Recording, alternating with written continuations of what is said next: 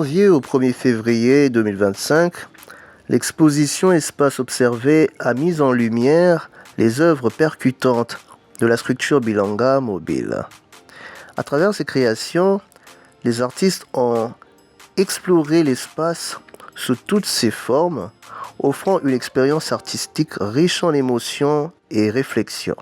Dans cet élément, nous revenons sur les moments forts de cet événement, sur les inspirations de l'artiste Rodrigo Guquikila et les messages puissants qu'il a partagés avec ses visiteurs. C'est important de tracer des nouvelles lignes pour notre société, tracer des nouveaux chemins. Nous connaissons très bien les Congo, l'histoire et tout. La majorité de ce que nous avons, c'était légué par l'héritage colonial. Et aujourd'hui, ça sert un peu des systèmes, ça sert un peu la ville. Il faut qu'on observe l'espace autrement pour qu'on puisse avoir les moyens de se communiquer comme il faut, de circuler comme il faut et de vivre comme il faut. Surtout, c'est important de bien manger, boire, bien dormir, bien se réveiller, de vivre et de faire sa vie comme il faut. C'est important de le faire chez soi. C'est très important d'observer l'espace.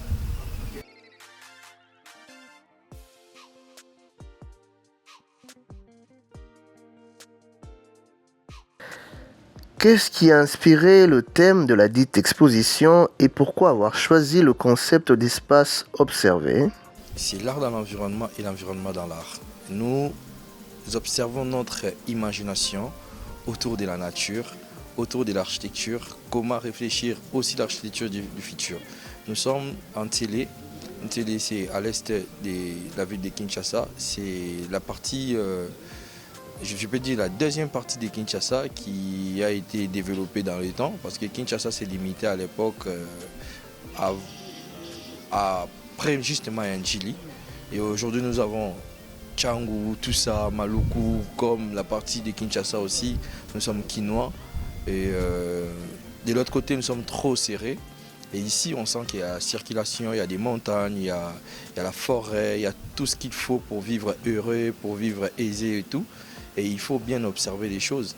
Et étant qu'artiste visuel, notre travail sert à relever l'âme, à booster l'imagination de la communauté. Et nous amenons notre imagination dans la nature afin de réfléchir ensemble avec la nature, avec notre communauté, comment nous pouvons voir notre futur, réfléchir. Parce que déjà dans mon travail, je parle d'espace et temps comme les éléments essentiels pour vivre dans l'univers.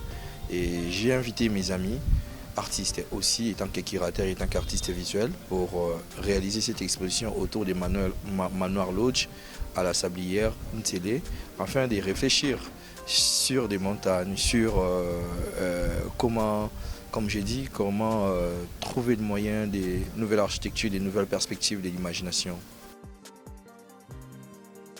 On est content d'avoir un tel dispositif qui permet à ces jeunes critiques d'art, des potentiels professionnels dans les métiers, afin qu'ils puissent exercer et produire des textes axés sur une optique critique et aussi émettre des avis personnels qui prennent des formes textuelles. Donc c'est ça ce que je peux dire comme impression et puis comme idée par rapport au projet d'une manière générale.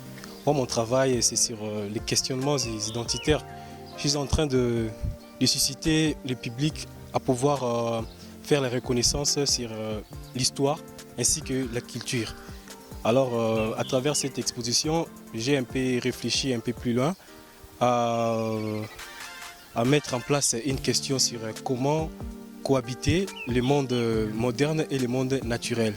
Comment est-ce que nous pourrons occuper des espaces tout en préservant la nature. Na remercier nanu nzambe puisque ba jeune lelo po bakoma na ba niveau baza mingi te. Epesi ngai esengo pe émotionné puisque na kusantanda te que un jour na koya komona esika boye.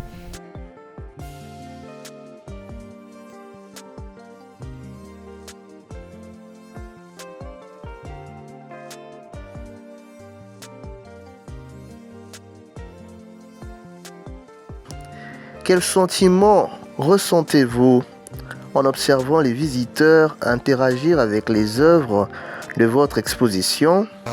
C'est ça l'objectif même, que les gens voient ce que nous faisons. Dans la création de l'univers, Dieu a créé l'humain pour qu'il soit désiré par les autres, tu vois, et qu'il soit aimé par les autres. Et quand tu te sens aimé, tu te sens regardé autrement, surtout dans les bonnes actions, ça donne la joie de vivre et on sait qu'on va partir un jour, on va laisser ses montres. Comme on dit dans notre hymne national, tout ce que nous faisons aujourd'hui, nous allons léguer cela à notre postérité.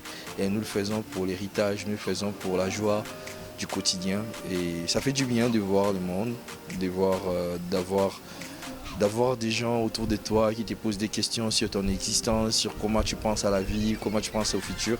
Ça fait du bien et ça booste aussi la créativité, ça donne des idées, de bouger aussi les lignes de l'espace.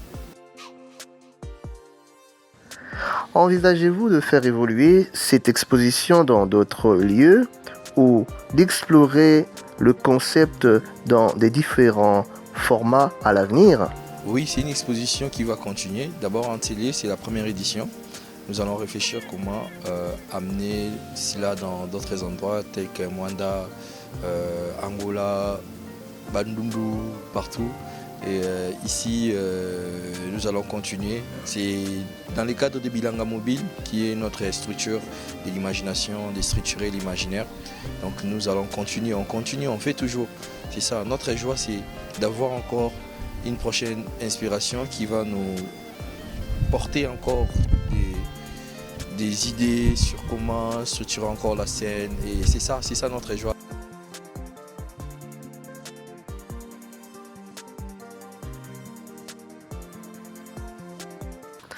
Un message aux amoureux de la culture. Les amoureux de la culture. Bon, moi j'ai dit les amoureux de la culture en soi.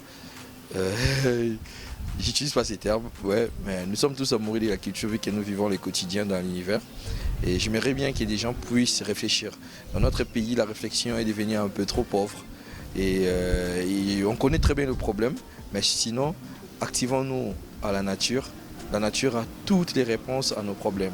Et ceux qui se considèrent comme amoureux de la culture, soutenez les artistes, soutenons les projets artistiques, des projets de l'imagination. Nous sommes dans une très grande société. Il faut qu'on réfléchisse, qu'on soutienne les gens qui ont des idées afin d'avoir une belle vie. Hein. C'est ça, c'est ce qu'on veut. Hein. On vit, il faut avoir une belle vie. Merci.